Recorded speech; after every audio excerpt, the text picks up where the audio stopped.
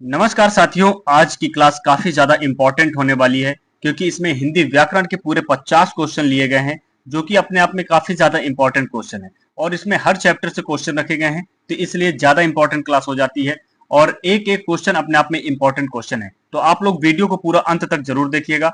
आइए क्वेश्चन पर चलते हैं। क्वेश्चन नंबर 1 क्या कहता है? क्वेश्चन नंबर 1 कहता है कि भाषा की सबसे छोटी इकाई को क्या कहते हैं? किसको? भाषा की सबसे छोटी इकाई को क्या कहते हैं? वर्ण कहते हैं, वर्ण या ध्वनि कहते हैं। बात की जाए मौखिक की, किसकी बात की जाए? मौखिक। भाषा की मौखिक इकाई को क्या कहते हैं? तो यहाँ पर जवाब हो जाएगा ध्वनि। क्या? भाषा की मौखिक इकाई को ध्वनि कहते हैं। वहीं अगर लिखित इकाई को पूछ लिया जाए, किसको? भाषा की लिखित इकाई को क्या कहते हैं? राइट जवाब हो जाएगा आपका वर्ण। भाषा की लिखित इकाई को वर्ण कहते हैं। अगला क्वेश्चन, हिंदी वर्णमाला में कुल कितने वर्ण यानी कि कुल कितने कैरेक्टर्स होते हैं? बताइए। तो हिंदी वर्णमाला में कुल आपके 52 कैरेक्टर होते हैं। कितने होते हैं? कुल मिलाकर 52 वर्ण होते हैं। कौन कौन से होते हैं?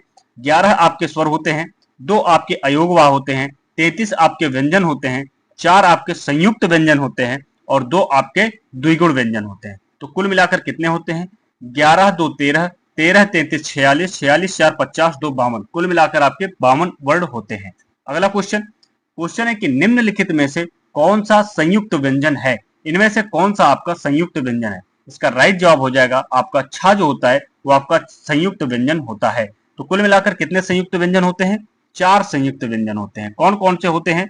छा होता है, उसके बाद आपका ये वाला त्रा होता है, उसके बाद आपका ज्ञा ज्ञानी होता है, उसके बाद आपका ये वाला स्रा होता है। तो कुल मिलाकर कितने होते हैं? कुल मिलाकर आपके 4 संयुक्त व्यंजन होते हैं। अगला क्वेश्चन, पा फा बा भा मा का उच्चारण स्थान क्या है? किसका? पा फा बा भा मा का उच्चारण स्थान क्या है? इसका राइट जवाब हो जाएगा ओष्ठ है। क्या है? ओष्ठ है। अगला क्वेश्चन, या रा ला वाह किस प्रकार के व्यंजन है? बताइए। क्या चीज? या रा ला वाह किस प्रकार के व्यंजन है? बताइए साथी। इसका राइट जवाब हो जाएगा अंतःस्थ व्यंजन है। कैसे है ये? अंतःस्थ व्यंजन है। ठीक है साथी। अगला क्वेश्चन क्या कहता है? बुढ़ापा शब्द में कौन सी संज्ञा है? किसमें? बुढ़ापा शब्द में कौन सी संज्ञा है? बताइए। तो इसका राइट जवाब हो जाएगा आपका भाववाचक संज्ञा है। कैसा है? इसमें भाव प्रकट हो रहा है, यानी कि वो अपने बुढ़ापा को दर्शा रहा, प्रकट कर रहा है, मतलब अपने भाव को प्रकट कर रहा है। तो यहाँ पर कैसी संज्ञा हो जाएगी? भाववाचक संज्ञा हो जाएगी। अगला क्वेश्चन, गंगा शब्द में कौन सी संज्ञा है? किसमें? गंगा शब्द में कौन सी संज्ञा है? बताइए साथी। इसका राइट जवाब क्या हो जाएगा? तो गंगा शब्द में आपका व्यक्तिवाचक संज्ञा है। कैसी है? व्यक्तिवाचक संज्ञा हो जाएगी, यानी कि पर्सनल। गंगा एक किसी पर्सनल नदी का नाम है, तो यहाँ पर क्या हो जाएगा? व्यक्तिवाचक संज्ञा हो जाएगा। अगला क्वेश्चन, बाहर कोई खड़ा है। कहां पर? बाहर कोई खड़ा है। इस वाक्य में रेखांकित शब्द यानी कोई, रेखांकित शब्द क्या है इसमें? कोई। कोई किस प्रकार का सर्वनाम है? बताइए। बाहर कोई खड़ा है यानी कि कोई, यानी कि यहाँ पर क्या हो जाएगा? अनिश्चयवाचक सर्वनाम हो जाएगा। कैसा है? अनिश्चयवाचक सर्वनाम है। कोई का मतलब कोई भी खड़ा हो सकता है, कोई भी हो, चाहे जानवर हो, व्यक्ति हो, कुछ भी हो सकता है। यहाँ पर क्या हो जाएगा? अनिश्चयवाचक सर्वनाम हो जाएगा। अगला क्वेश्चन क्या कहता है? मैं अपने आप काम कर लूंगा। कौन? मैं अपने आप काम कर लूंगा। इस वाक्य में अपने आप कौन सा सर्वनाम है? बताइए। इस वाक्य में अपने आप कौन सा सर्वनाम है? बताइए। इसका राइट जवाब हो जाएगा निजवाचक सर्वनाम है। कैसा है? निजवाचक सर्वनाम है। जहां पर वक्ता अपने स्वयं के लिए आप का प्रयोग करे। किसका? आप का प्रयोग करे। वहीं अपने आप का प्रयोग करे। किसका? अपने आप का प्रयोग करे। और उसके बाद क्या करे? खुद का प्रयोग करे। किसका? खुद का प्रयोग करे। तो वहां पर क्या हो जाएगा? सभी निजवाचक सर्वनाम हो जाएगा। अगला क्वेश्चन, सच्चा मित्र में सच्चा शब्द जो है वो व्याकरण की दृष्टि से क्या है? सच्चा शब्द व्याकरण की दृष्टि से क्या है? बताइए साथी। इसका राइट जवाब हो जाएगा विशेषण है। क्या है? सच्चा जो होता है वो आपका विशेषण हो जाएगा। अगला क्वेश्चन क्या कहता है? राधा बहुत सुंदर लड़की है। कौन? राधा जो है वो बहुत सुंदर लड़की है। इस वाक्य में बहुत शब्द क्या है? बताइए। इस वाक्य में बहुत शब्द क्या है? तो राइट जवाब हो जाएगा प्रविशेषण है, यानी कि जो विशेषण होता है उसकी विशेषता बताने वाले को प्रविशेषण कहते हैं। यानी कि यहाँ पर क्या है? बहुत सुंदर, यानी कि सुंदर क्या है? यहाँ पर सुंदर विशेषण है, लेकिन इसकी जो विशेषता बता रहा है वो क्या है? बहुत है, यानी कि बहुत क्या हो जाएगा? प्रविशेषण हो जाएगा। अगला क्वेश्चन, राम पुस्तक पढ़ता है। कौन? राम पुस्तक पढ़ता है। इस वाक्य में कौन सी क्रिया है? बताइए। इस वाक्य में कौन सी क्रिया है? राम पुस्तक पढ़ता है। बताइए। इसका राइट जवाब हो जाएगा सकर्मक क्रिया है। क्या है? सकर्मक क्रिया है, यानी कि राम पुस्तक पढ़ेगा तो उसका क्या हो जाएगा, भविष्य सुधरेगा। जहां पर कुछ करने से कुछ अच्छा प्राप्त हो रहा हो वहां पर क्या होता है, हमेशा सकर्मक क्रिया हो जाती है। अगला क्वेश्चन, रोहन रात भर सोता रहा। कौन? रोहन रात भर सोता रहा। इस वाक्य में कौन सी क्रिया है बताइए साथी। तो रोहन रात भर सोता रहा, सोना, दौड़ना, खाना पीना, ये सभी क्या होते हैं, ये सभी आपका अकर्मक क्रिया होता है। कैसा होता है, ये सभी आपके अकर्मक क्रिया होते हैं। जिस क्रिया का फल सीधे कर्ता पर पड़ता हो, कहां पर, जिस क्रिया का फल, जैसे सोता है, कौन सोता है, रोहन सोता है, यानी कि सीधा कहां पर पड़ रहा है, कर्ता पर पड़ रहा है। यहाँ पर आप कौन शब्द लगाकर इसका उदाहरण निकाल सकते हो, मतलब सीधा कैसे, रोहन क्या करता है, सोता है, यानी कि सोता कौन है, रोहन। तो यहाँ पर क्या हो जाएगा, अकर्मक क्रिया हो जाएगी। यहाँ पर क्या है, जिस क्रिया पर सीधा फल, जिस क्रिया का फल सीधे कर्ता पर पड़ता हो वहां पर क्या होता है, अकर्मक क्रिया हो जाती है। अगला क्वेश्चन, माँ ने बच्चे को नौकर से दूध पिलवाया। किसने? माँ ने बच्चे को नौकर से दूध पिलवाया। यहाँ पर पिलवाया शब्द कौन सी क्रिया है बताइए, जो पिलवाया है वो कौन सी क्रिया हो जाएगी, राइट जवाब हो जाएगा प्रेरणार्थक क्रिया हो जाएगी। जब किसी कार्य को खुद ना करके, जब किसी कार्य को खुद ना करके किसी दूसरे पर्सन से करवाया जाए वहां पर क्या होता है, हमेशा प्रेरणार्थक क्रिया हो जाएगी। अगला क्वेश्चन, क्वेश्चन है, वह खाना खाकर सो गया। कौन? वह खाना खाकर सो गया। इस वाक्य में खाकर शब्द कौन सी क्रिया है बताइए, खाकर में कौन सी क्रिया है, राइट जवाब हो जाएगा पूर्वकालिक क्रिया। कैसी क्रिया है, पूर्वकालिक क्रिया, यानी कि वह पहले खाना खाया फिर उसके बाद सो गया। तो यहाँ पर कैसी क्रिया हो जाएगी, पूर्वकालिक क्रिया हो जाएगी। जब कर्ता एक क्रिया को समाप्त करके तुरंत दूसरी क्रिया शुरू करता है, तो यहाँ पर पहले खाना खाया फिर खाकर तुरंत सो गया, तो यहाँ पर क्या हो जाएगा, वहां पर पूर्वकालिक क्रिया हो जाएगी। अगला क्वेश्चन, शायद कल वर्षा होगी। कब? शायद कल वर्षा होगी। इस वाक्य का यह वाक्य काल किस भेद के अंतर्गत आता है बताइए, यह वाक्य जो है वो किस काल के भेद के अंतर्गत आता है। तो इसका राइट जवाब हो जाएगा संभाव्य भविष्य काल के अंतर्गत आएगा। किसके? संभाव्य भविष्य काल के अंतर्गत आएगा। शायद कल वर्षा होगी यानी कि किसमें पहुंच गया, भविष्यत काल में पहुंच गया।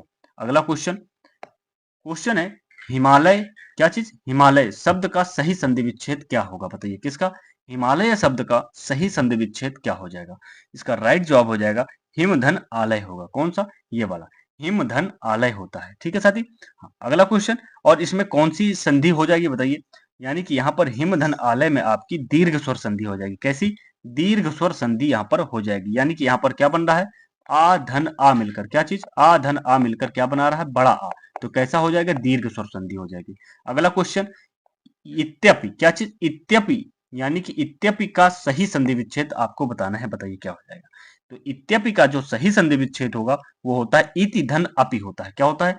इति धन अपि होता है, यानी कि राइट जवाब हो जाएगा ऑप्शन नंबर ए।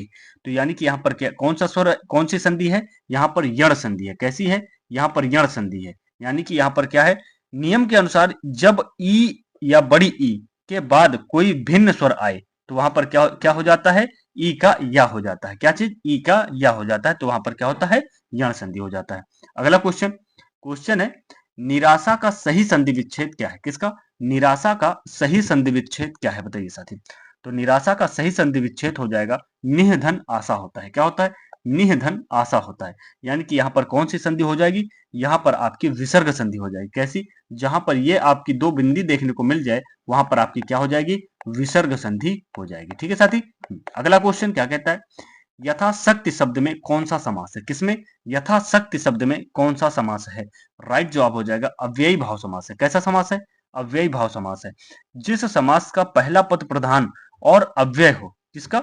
जिस समास का पहला पद प्रधान या अव्यय हो उसे अव्ययी भाव समास कहते हैं। यथा एक अव्यय है इसलिए विग्रह करने पर शक्ति के अनुसार होगा। क्या हो जाएगा? यथाशक्ति का मतलब होता है शक्ति के अनुसार। किसके? शक्ति के अनुसार। तो यहां पर क्या हो जाएगा, यहां पर हो जाएगा अव्ययी भाव समास। अगला क्वेश्चन, क्वेश्चन है कि राजपुत्र में कौन सा समास है। किसमें? राजपुत्र में कौन सा समास हो जाएगा बताइए साथी। इसका राइट जवाब हो जाएगा तत्पुरुष समास है। कैसा समास? इसमें तत्पुरुष समास हो जाएगा, यानी कि इसका समास विग्रह क्या हो जाएगा, राजा का पुत्र। किसका? इसका समास विग्रह हो जाएगा आपका राजा का पुत्र। किसका? राजा का पुत्र, यानी कि यहां पर क्या हो जाएगा, तत्पुरुष समास हो जाएगा। अगला क्वेश्चन, लंबोदर में कौन सा समास पाया जाता है बताइए, यानी कि लंबोदर में कौन सा समास होगा। इसका राइट जवाब हो जाएगा बहुब्रीहि समास होगा। कैसा समास होगा? बहुब्रीहि समास होगा। जहां पर दोनों पद मिलकर किसी तीसरे पद या किसी तीसरे पद की ओर इशारा करते हो तो वहां पर क्या हो जाएगा? बहुब्रीहि समास होता है। यानी कि इसमें अधिकतर कैसा होता है? इसमें अधिकतर भगवान का नाम आता है या किसी नदी का नाम आता है या कोई चर्चित व्यक्ति का नाम आता है, तो वहां पर क्या होता है? हमेशा बहुब्रीहि समास हो जाएगा। अगला क्वेश्चन कहता है चतुर्भुज में कौन सा समास है? किसमें? चतुर्भुज में कौन सा समास है? यह यदि वह सामान्य संख्या को दर्शाए, यानी कि यदि वह सामान्य संख्या को दर्शाए तो वहां पर क्या हो जाएगा? हमेशा द्विगु समास होता है। कैसा समास हो जाएगा? वहां पर द्विगु समास हो जाएगा। जहां पर पहला पद संख्यावाची हो वहां पर हमेशा द्विगु समास होगा। अगला क्वेश्चन, रात दिन में कौन सा समास है? किसमें? रात दिन में कौन सा समास हो जाएगा? इसका राइट जवाब हो जाएगा द्वंद्व समास होगा। कैसा समास होगा? द्वंद्व समास होगा। जहां पर दोनों पद प्रधान हो, क्या हो? जहां पर दोनों पद क्या हो? दोनों पद आपके प्रधान हो वहां पर क्या हो जाएगा? हमेशा द्वंद्व समास होगा। अगला क्वेश्चन है कि पेड़ से पत्ता गिरा। किससे? पेड़ से पत्ता गिरा। इस वाक्य में पेड़ से कौन सा कारक है? बताइए, पेड़ से कौन सा कारक हो जाएगा? राइट जवाब हो जाएगा इसका कौन सा कारक होगा?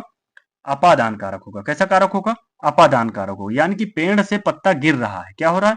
पेड़ से पत्ता गिर रहा है, यानी कि पेड़ से जो है वो आपका पत्ता क्या हो रहा है? अलग हो रहा है। क्या हो रहा है? अलग हो रहा है। जहां अलगाव का भाव प्रकट हो वहां पर अपादान कारक हो जाता है।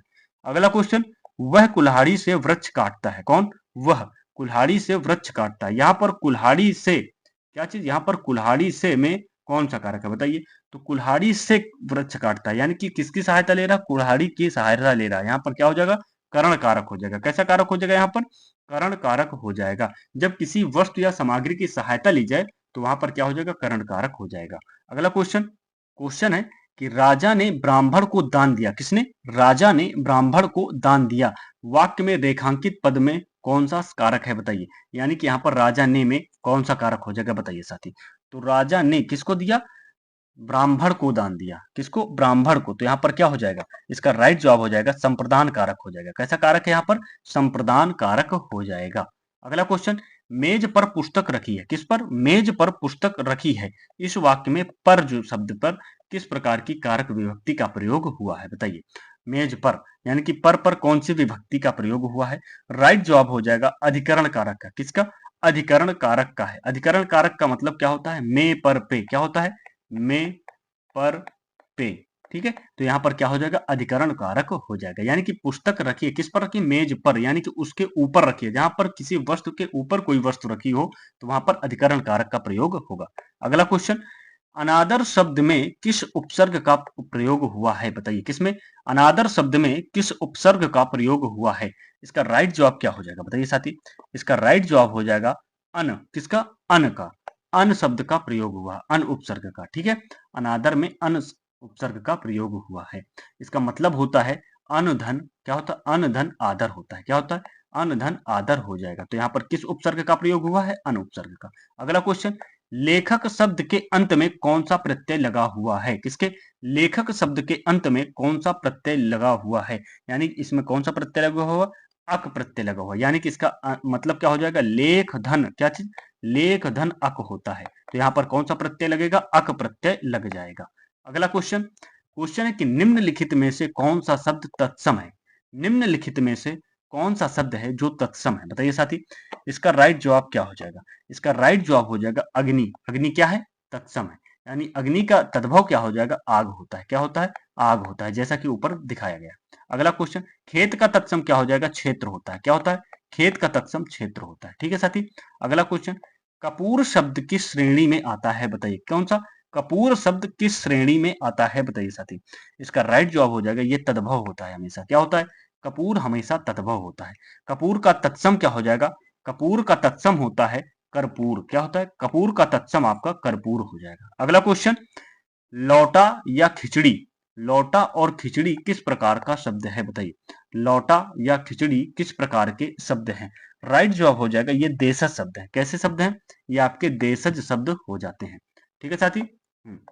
ये आपके देशज शब्द है। अगला क्वेश्चन, राम बीमार है इसलिए वह स्कूल नहीं आया। कौन? राम बीमार है इसलिए वह स्कूल नहीं आया। यह किस प्रकार का वाक्य है? बताइए। यह किस प्रकार का वाक्य है? इसका राइट जवाब हो जाएगा ये संयुक्त वाक्य है। कैसा वाक्य है? संयुक्त वाक्य है, और जहां पर और या इसलिए, क्या चीज? इसलिए, इसलिए, उसके बाद आपका किंतु, किंतु, उसके बाद आपका परंतु, जहां पर इन शब्दों का प्रयोग हुआ हो वहां पर कैसा वाक्य हो जाएगा? संयुक्त वाक्य हो जाएगा। अगला क्वेश्चन, क्वेश्चन है कि जैसे ही सूर्यास्त हुआ चारों तरफ अंधेरा छा गया। क्या हुआ? चारों तरफ अंधेरा छा गया। यह कैसा वाक्य है बताइए? तो जैसे ही सूर्यास्त हुआ चारों तरफ अंधेरा छा गया, ये मिश्र वाक्य है। कैसा वाक्य है? ये मिश्र वाक्य है। जिस वाक्य में एक मुख्य उपवाक्य हो, क्या चीज? एक मुख्य उपवाक्य हो और दूसरा उस पर आश्रित हो। यहाँ पर सूर्यास्त पर क्या है? अंधेरा आश्रित है। जब सूर्यास्त होगा तभी तो अंधेरा होगा ना। तो यहाँ पर पहले वाक्य पर दूसरा वाक्य क्या है? आश्रित है। तो यहाँ पर कैसा हो जाएगा? मिश्र वाक्य हो जाएगा। अगला क्वेश्चन, निम्नलिखित में से शुद्ध वर्तनी, क्या चीज? करेक्ट स्पेलिंग वाला शब्द चुनिए। बताइए शुद्ध वर्तनी इनमें से कौन सा हो जाएगा? राइट जवाब हो जाएगा इसका उज्जवल, ये वाला। कौन सा? ये वाला उज्जवल आपका इसमें राइट हो जाएगा। अगला क्वेश्चन, शुद्ध वाक्य का चयन कीजिए। किसका? शुद्ध वाक्य का चयन कीजिए। बताइए इसमें से कौन सा वाक्य है जो शुद्ध है? इसका राइट आंसर क्या हो जाएगा? माता जी लौट आई। कौन? माता जी लौट आई, ये आपका शुद्ध वाक्य हो जाएगा। माता जी वापस लौट आई, ये गलत हो जाएगा। माता जी वापस लौट आई, जब लौट शब्द आ जाएगा तो वहां पर वापस शब्द का प्रयोग नहीं होगा। माता जी लौट आई नहीं होगा, यहाँ पर आई होगा। ठीक है। अगला क्वेश्चन, अमृत का पर्यायवाची शब्द कौन सा है? किसका? अमृत का पर्यायवाची शब्द कौन सा हो जाएगा? राइट जवाब हो जाएगा सुधा होता है। क्या होता है? सुधा होता है। अगला क्वेश्चन क्या कहेगा? दामिनी किसका पर्यायवाची है? कौन सा? दामिनी किसका पर्यायवाची हो जाता है? बताइए साथी। राइट जवाब हो जाएगा बिजली का होता है। किसका होता है? बिजली का होता है। और क्या क्या होता है बिजली का? इसका होता है विद्युत। क्या चीज? विद्युत हो जाएगा। उसके बाद क्या होता है? चंचला होता है। क्या चीज? चंचला इसी का होता है। किसका? बिजली का। उसके बाद अपला भी होता है। क्या? सॉरी, चपला। क्या चीज? चपला भी किसका होता है? दामिनी का, यानी कि बिजली का होता है। अगला क्वेश्चन क्या कहता है? अनुराग का सही विलोम शब्द क्या है? किसका? अनुराग का सही विलोम शब्द क्या हो जाएगा? राइट जवाब होता है विराग होता है। क्या होता है? अनुराग का विराग होता है। प्रेम का क्या होता है? लाघव होता है। लाघव। प्रेम का क्या होता है? लाघव होता है। इसका ठीक विपरीत क्या होता है? विराग। किसका? अनुराग का। अगला क्वेश्चन क्या हो जाएगा बताइए? अगला क्वेश्चन होता है स्थावर का विलोम शब्द क्या है? किसका? स्थावर का विलोम शब्द क्या हो जाएगा बताइए? तो स्थावर का विलोम शब्द जंगम होता है। क्या होता है? जंगम होता है। अगला क्वेश्चन, अंगूठा दिखाना मुहावरे का सही अर्थ क्या है? किसका? अंगूठा दिखाना मुहावरे का सही अर्थ क्या हो जाएगा बताइए साथी? राइट जवाब होता है ऐन वक्त पर मना करना या धोखा देना। क्या होता है? ऐन वक्त पर मना करना या धोखा दे देना, यही होता है। अगला क्वेश्चन, अंधे की लकड़ी, किसकी? अंधे की लकड़ी मुहावरे का सही अर्थ क्या हो जाएगा? किसके? अंधे की लकड़ी मुहावरे का सही अर्थ क्या हो जाएगा बताइए साथी? और राइट जवाब हो जाएगा एकमात्र सहारा होना। क्या होता है? एकमात्र सहारा होना, अंधे की लाठी। अगला क्वेश्चन, गागर में सागर भरना का सही अर्थ क्या है बताइए? किसमें? गागर में सागर भरना का सही अर्थ क्या हो जाएगा? थोड़े शब्दों में बहुत बड़ी बात कह देना होता है। क्या होता है? थोड़े शब्दों में बहुत बड़ी बात कह देना होता है। अगला क्वेश्चन, क्वेश्चन है कि हाथ कंगन को आरसी क्या? किसको? हाथ कंगन को आरसी क्या? लोकोक्ति का सही अर्थ क्या हो जाएगा बताइए साथी? तो इसका राइट जवाब हो जाएगा, क्या हो जाएगा राइट जवाब? प्रत्यक्ष को किसी प्रमाण की आवश्यकता नहीं होती है। किसको? प्रत्यक्ष को किसी प्रमाण की आवश्यकता नहीं होती है। अगला क्वेश्चन, अर्थ के आधार पर वाक्य के कितने भेद होते हैं? किसके? अर्थ के आधार पर वाक्य के कितने भेद होते हैं? राइट जवाब हो जाएगा 8 भेद होते हैं। अर्थ के आधार पर वाक्य के कितने भेद होते हैं? 8 भेद होते हैं। कौन कौन से होते हैं? विधानवाचक होता है, उसके बाद निषेधवाचक होता है, उसके बाद प्रश्नवाचक होता है, विस्मयादिवाचक होता है, और आज्ञावाचक होता है, इच्छावाचक होता है, संदेहवाचक होता है, और संकेतवाचक होता है। तो कुल मिलाकर 8 होते हैं। अगला क्वेश्चन, क्वेश्चन है कि तरणी और तरणी का क्रमशः अर्थ युग्म बताइए। सही अर्थ युग्म इसका बताना है। तरणी और तरणी का बताइए। जहां पर क्या होता है? जहां पर छोटी ई की मात्रा लग जाए तरणी में, वहां पर सूर्य होता है। क्या होता है? और जहां पर बड़ी की मात्रा लग जाए वहां पर नाव होता है। तो यहाँ पर आप लोग इसका मतभेद आप लोग समझ लीजिएगा। जहां पर छोटी ई की मात्रा लगी हो वहां पर सूर्य होता है, और जहां पर बड़ी ई की मात्रा लगी हो वहां पर नाव होता है। अगला क्वेश्चन, जो सब कुछ जानता हो, उसके लिए एक शब्द क्या होगा बताइए? जो सब कुछ जानता हो तो क्या हो जाएगा? वो सर्वज्ञ हो जाएगा। भाई सब कुछ जान रहा है, सर्वज्ञ हो जाएगा। जो कम जानता हो, कौन? जो कम कम जानता हो वो अल्पज्ञ हो जाता है। जो कुछ नहीं जानता हो वह अज्ञ हो जाता है। जो कुछ नहीं जानता वह अज्ञ हो जाता है। जो सब कुछ जानता है वो सर्वज्ञ हो जाएगा। अगला क्वेश्चन, हिंदी भाषा किस लिपि में लिखी जाती है बताइए? कौन सी? हिंदी भाषा किस लिपि में लिखी जाती है? राइट जवाब बताइए इसका। इसका राइट जवाब हो जाएगा देवनागरी लिपि में लिखी जाती है। हिंदी भाषा हमेशा देवनागरी लिपि में लिखी जाती है। हिंदी हमारी राजभाषा है, ठीक है। इसको कैसे लिखा जाता है देवनागरी को? इसको बाएं से दाएं की तरफ लिखा जाता है। कैसे? इसको बाएं से दाएं की ओर लिखा जाता है। आइए अगले क्वेश्चन पर चलते हैं। स्थायी भावों की कुल संख्या कितनी मानी गई है बताइए? मूल रसों के आधार पर। तो स्थायी भावों की कुल संख्या कितनी मानी गई है? मूल रसों के आधार पर। इसका राइट जवाब हो जाएगा 9। कितनी मानी गई है? 9 मानी गई है। ये रहे कुल कुल मिलाकर आपके 50 क्वेश्चन। आशा करता हूं कि काफी ज्यादा समझ में आया होगा, क्योंकि मैंने एक एक बात को तोड़ तोड़ कर कहा है और समझाया है। तो आशा करूंगा कि आप लोगों को समझ में आया होगा। तो आप लोग साथ ही चैनल को सब्सक्राइब करते चलिएगा। ये आपका अपना परिवार है, इसको जितना बड़ा करोगे उतना ही अच्छा होगा। फिर मिलते हैं अगले प्रैक्टिस सेशन के साथ, और भी शानदार प्रैक्टिस सेशन के साथ, और भी शानदार क्वेश्चन के साथ। तब तक के लिए जय हिंद, बाय बाय, टेक केयर, धन्यवाद, जय हिंद।